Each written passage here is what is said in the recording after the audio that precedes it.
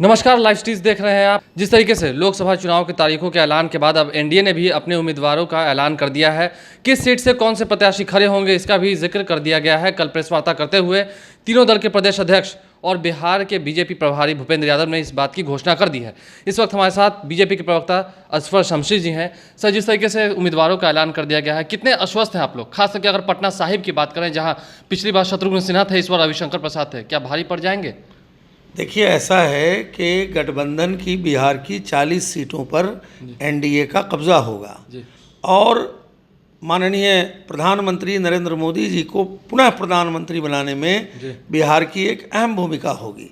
इसलिए बिहार का जो प्रत्याशियों की एनडीए ने घोषणा की है पूरा संतुलित है। सारा कॉम्बिनेशन को देखते हुए, सारे समीकरण को देखते हुए बिहार के अंदर, और देखिए वोट तो प्रधानमंत्री को नाम पर मिलना है, तो प्रधानमंत्री का जो पिछले 5 सालों के अंदर जो विकास और डेवलपमेंट हुआ है और जिस प्रकार से सबका साथ और सबका विकास और समाज के अंतिम सीढ़ी पर बैठे हुए व्यक्ति के लिए भी विकास की योजना बनाई गई और उसको क्रियान्वित किया गया। शत्रुघ्न सिन्हा को आपने 2 बार मौका दिया था भाजपा की ओर से, इस बार बड़ी वजह रह गई जिस तरीके से वो बागी बोल रहे हैं। क्या आपको लगता है रविशंकर प्रसाद जीत कर आएंगे? 100% जीत कर आएंगे। देखिए, मैं कह रहा हूं कि nation first, party second and self last.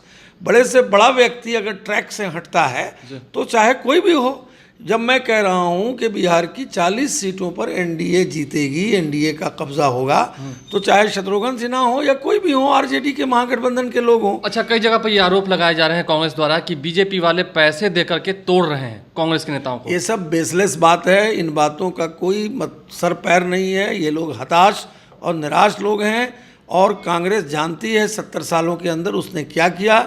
देश के लोग जानते हैं महागठबंधन पूरी तरह से बिखराव की स्थिति में है और यही स्थिति है कि आज तक उनके कैंडिडेट की घोषणा नहीं हुई है। उनके कैंडिडेट की घोषणा हो गई है? नहीं, उनके कैंडिडेट की घोषणा तो जेल से अप्रूवल के बाद होती है।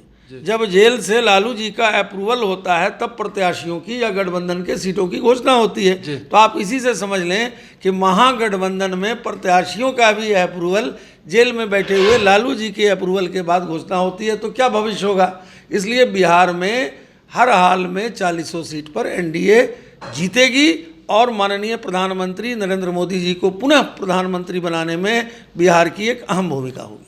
अच्छा, आपसे एक आखिरी सवाल पूछ रहे हैं। महागठबंधन में जिस तरीके से अभी संख्या के आधार पर सीटों का बंटवारा कर लिया गया है, क्या उम्मीद है आने वाले समय में कड़ी टक्कर देगी महागठबंधन के जितने दल हैं वो बीजेपी को? देखिए, मैं बार बार उनका कहना है कि सीधी लड़ाई आपसे ही है।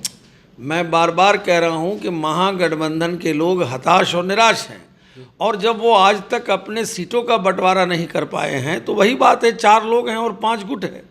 तो महागठबंधन में आपस में ही अभी उनका अंडरस्टैंडिंग नहीं है। उनके कौन प्रधानमंत्री होंगे इसका तय नहीं है।